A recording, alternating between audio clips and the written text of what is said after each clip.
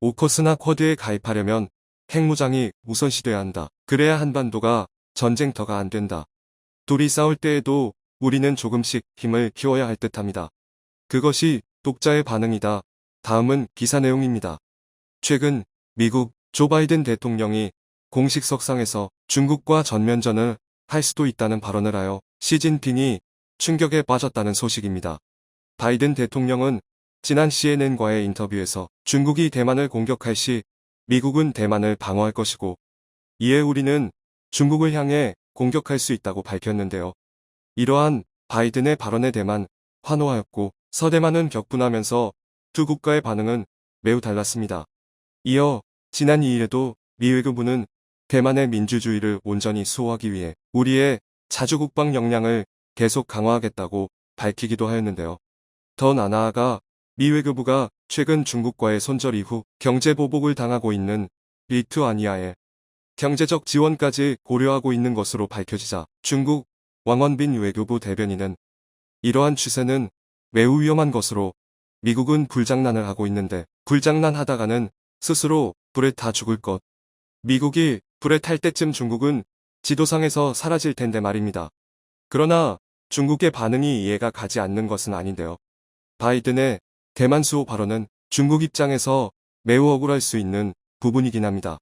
왜냐하면 그동안 미국은 대만에 방어 무기를 제공하고 있지만 만약 중국의 공격이 있을 경우 군사적으로 개입할지에 대해서는 모호한 태도를 보여왔기 때문입니다. 더구나 지난 미중 정상회담에서는 194분간 치열한 공방 끝에 바이든이 미국은 대만의 현상 변경엔 반대한다며 미국은 하나의 중국 정책을 장기적으로 일관되게 시행해왔고 대만 독립을 지지하지 않는다고 말하기도 했습니다. 이런 상황에서 바이든이 언제 그랬냐 듯이 얼마 지나지 않아 말을 바꾸자 시진핑의 요실금이 재발하고 있는 것입니다. 이에 중국 네티즌들은 미국을 향해 강하게 비판하고 나섰는데요. 바이든은 자신이 한 말에 대해 책임감을 갖는 태도를 보여라. 대만에 개입하지 않겠다고 말한 것을 벌써 잊었냐.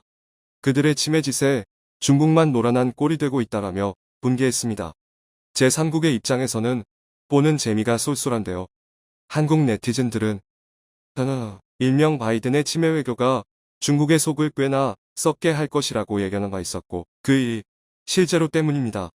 조 바이든 미국 대통령은 후보 시절 사람 이름이나 구체적인 내용 등을 기억하는데 어려움을 겪는 모습을 보이면서 침해가 아니냐 하는 의혹을 받았고 해악의 민족 한국의 네티즌들은 당시 이런 밈을 만들었습니다. 대만에 군사적 개입을 하지 않겠다 하는 바이든의 침해 외교에 시진핑은 맥을 못 추르고 있습니다. 최근에는 그 노선이 확실히 군사 개입을 하겠다는 쪽으로 향하고 있는데요. 지난 12월 CNN의 보도에 따르면 미국 주도의 세계 최대 다국적 해상 합동훈련인 환태평양양 군사훈련 리팩에 대만을 초청하기로 한 것입니다. CNN은 조 바이든 대통령이 서명한 2022 국방수권법에 내년 리팩에 대만을 초청해야 한다는 내용을 명시하였다고 보도하였는데요. 그러면서 다는 대만 초청이 중국에 증가하는 강압적이고 공격적인 행동에 직면한 대만을 지원하려는 미국의 노력을 보완할 것이라고 직접적으로 중국을 거론하기도 하였습니다.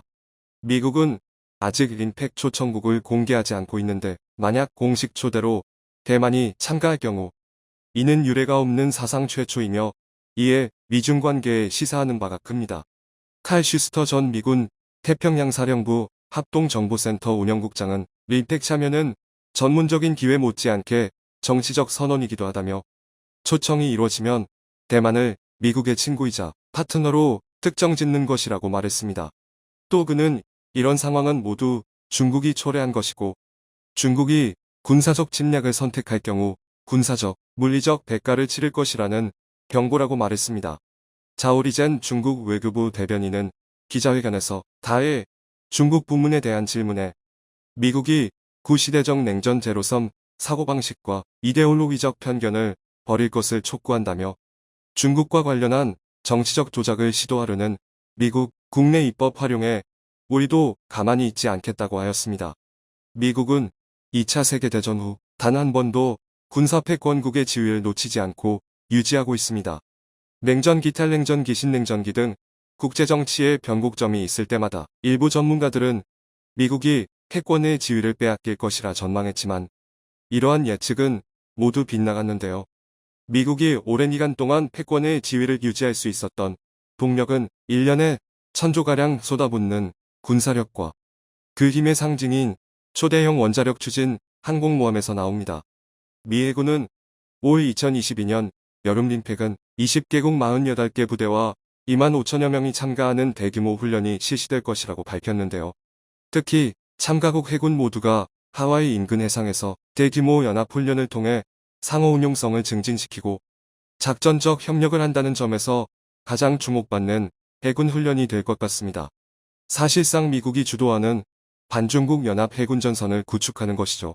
중국 입장에서는 미국 해군만을 상대하기도 벅찬데 이웃국들과 연합 전선을 만든다니 이러한 상황 속 미국, 민주당, 공화당 여야 모두가 한국을 쿼드에 포함시켜야 한다는 주장을 제기해 화제가 되고 있습니다. 미국 전직연방의원협회 차기 회장으로 선출된 루이스 페인 전 연방 하원의원, 존 파소 전 미 연방 하원의원은 지난 11일 한 언론과의 인터뷰에서 미국은 한국, 일본, 호주 그리고 인도, 대만 등과 함께 면밀히 협력하게 될 것이라며 한국이 만약 쿼드에 동참해준다면 엄청난 환영을 받을 것이고 우리는 중국과의 경쟁에 집중하고 있는 가운데 더 큰 협력이 필요하다고 하였습니다. 한국의 몸값이 높아지는 소리가 들리는데 역시 중나한데 중국이 나댈수록 한국이 대박난다는 공식이 또 한 번 적용되고 있습니다. 이처럼 미국이 동맹국과 함께 중국을 압박하고 있는 상황에서 한국, 호주, 미국의 방산협력이 중국의 대만 침공의 가장 핵심적 방어수단이 될 것이라는 분석이 나와 화제가 되고 있습니다. 한 군사 전문가는 호주가 도입하려 하는 한화의 차세대 장갑차는 추후 중국의 대만 상륙작전에 가장 큰 걸림돌이 될 것이라고 하였는데요. 최근 호주는 미래형 궤도 장갑차 획득 사업을 통해 약 25조 원가량을 투입해 여기에 한국 방산기업인 하나디펜스가 최종 후보로 선정되어 수출 성사를 목전에 두고 있습니다. 주목해야 할 것은 호주 사업에서 우선 협상 대상자로 선정될 경우 50조 원 규모의 미국 차세대 유무인 전투 차량 사업 수주 가능성도 거의 확실시된다는 점입니다. 미국, 영국 방산기업은 호주군 장갑차 사업 1차 관문에서 탈락하면서 가능성은 더욱 높아지고 있는데요. 특히 탈락한 미국 업체가 M2 브래들리 장갑차를 개발한 내 시스템즈라는 점에서 더욱 기대가 커지고 있는 상황입니다. 미국과 호주가 이미 대만 방어 의지를 확고히 피력하고 있는 가운데 호주군은 장갑차 입찰료 청서에서 가장 중요하게 요구했던 부분이 캔버라급 헬기 탑재 강습 상륙함 운송 능력과 C-17A 글로벌 마스터 수송기 수송 능력이었다는 것이 밝혀져 중국 군사 당국이 긴장하고 있습니다. 즉 새롭게 도입될 차세대 장갑차가 국내뿐만 아니라 국외에서도 투입될 수 있다는 것인데요. 이에 발맞춰 최근 레드백은 최종 선정 평가를 위한 해상 테스트에 참가해 성공리에 테스트를 마무리했습니다. 테스트를 진행한 데이비드 코글란 호주 국방부 장갑차 사업부 장군은 호주 국방군의 자산을 사용해 장갑차를 국외에 쉽게 배치할 수 있는지 여부를 중점으로 평가했다며 이 같은 테스트를 통해 당국은 해군 상륙함과 수송기를 통해 장갑차를 이송할 수 있음을 확인했으며 이후 전략적인 전술, 이행과 플랫폼 활용 등을 통해 이를 운용할 계획이라고 밝혔습니다. 미국 군사 전문가들은 중국의 대만 수복을 저지하기 위해서는 대만 본토에 상륙하는 전력을 막아내는 것이 가장 중요하다고 입을 모으고 있습니다. 미국 외교 안보 전문 싱크탱크 신미국 안보센터는 지난달 26일 보고서에서 중국이 미국의 엄호를 피해 선제적으로 대만 인근 군도를 점령하는 상황이 닥친다면 미국은 전면전의 위협을 감수하여 육군 전력 투입까지 가행할 것이라고 하였습니다. 중국은 대만을 점령하기 위해 최대한의 빠른 상륙을 한다는 전략을 취하고 있습니다. 아시아 태평양 지역 내에서 활동하는 미 해군 부대의 1차적 대응은 가능하지만 추후 및 본토에서 출발하는 함대들의 지원이 신속히 이뤄진다면 대만 침공이 불가능하다는 판단 때문인데요. 최근 시진핑은 차오저우시에 있는 중국 인민해방군 해군 소속 육전대를 방문하여 전쟁 준비에 전념하라고 강조하기까지 했습니다. 육전대의 기원은 국공내전 이후 대만 점령을 위해 조직된 수륙양용 작전부대인 점에서 귀추가 주목되고 있는데요. 현재 중국은 이 상륙작전에 모든 것을 쏟아붓고 있습니다. 중국 인민해방군 기관지인 해방군보는 웨이보 계정을 통해 최근 제73집단군 모합동여단이 푸젠성 남부의 한 해역에서 해안기지를 점령하는 실전훈련을 진행했다며 대만을 향한 압박 강도를 높이고 있습니다. 해방군보가 함께 공개한 영상에는 인민해방군 병사들이 공중 어모 속에 보트를 타고 상대 진영 해변에 상륙한 뒤 기지를 점령하는 훈련 장면이 담겨져 있었습니다. 중국의 주력 전차인 99식 전차들의 상륙도 곧 이어 이루어졌죠. 모든 전쟁이 그렇듯 보병이 깃발을 땅에 꽂아야 승리를 쟁취하는 것으로 중국은 어떻게 해서든 대만에 상륙하려 할 것이고 미국과 동맹국들은 이를 저지하기 위해 보병 부대의 국외 수송 능력을 키우고 있는 상황입니다. 레드백이 수출에 이어 중공군까지 박살내준다면 앞으로 한화 이글스 성적은 더 이상 언급하지 않겠습니다. 이런 상황 가운데 한국도 엄청난 속도로 군사력 증대를 도모하고 있습니다. 최근에는 한미 미사일 지침이 종료되면서 장거리 미사일 개발이 본격화되고 있는데요.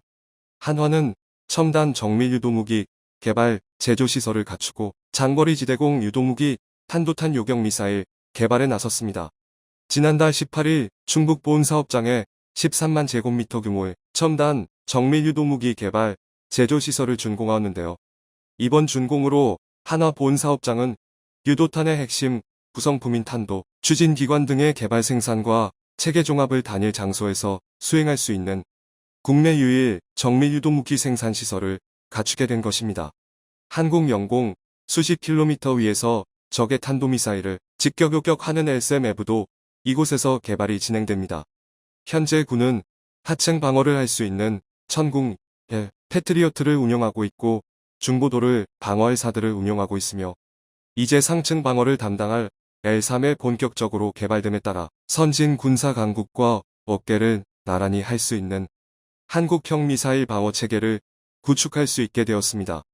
북쪽 너일 염치 없는 또라이들 사이에 껴있는 한국에게 있어서 자주 국방의 중요성은 몇 번을 이야기해도 부족함이 없습니다. 혹자는 이런 말을 합니다. 잊지 말자 대한민국은 세계에서 유일하게 남은 공산국가 두 곳과 가장 가까운 곳에 있다고. 평화는 평화를 강제할 수단이 있어야 가능합니다. 그것이 없는 평화는 오직 적이 선의를 베풀었을 때만 가능한 위장 평화일 뿐이죠. 이에 대해 서울시 용산구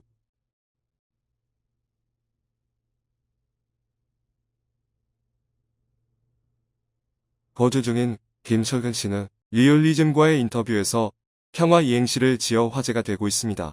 청중의 일부 의견. 국사 개입이 바이든 혼자 결정할 수 없는 나라가 막국 아닌가. 미국 국회의원들과 합의가 있었든 한데 대만전은 미국보다는 인도의 참전에 승패가 달린 듯함. 인도가 참전해야 대만전에 승리할 수 있다고 봄.